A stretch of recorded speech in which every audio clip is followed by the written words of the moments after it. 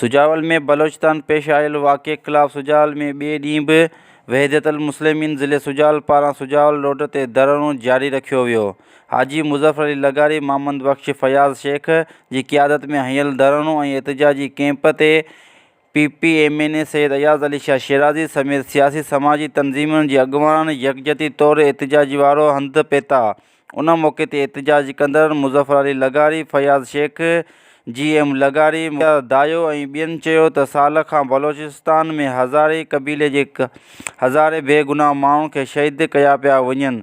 हिन वारे वॾो ज़ुल्म थियो आहे। अफ़सोस इहो आहे त मक़तूल जे वारसनि सां तेज़ियत करण लाइ वज़ीर एज़म साईं वारे हंधि वञण लाइ तयारु नाहे। हिननि मुतालबो कयो आहे त बेगुनाह शहीद थियलनि जे वारसनि सां इंसाफ़ कयो वञे, हज़ारा क़बीले जे तहफ़्फ़ुज़ फ़राहम कई वञे।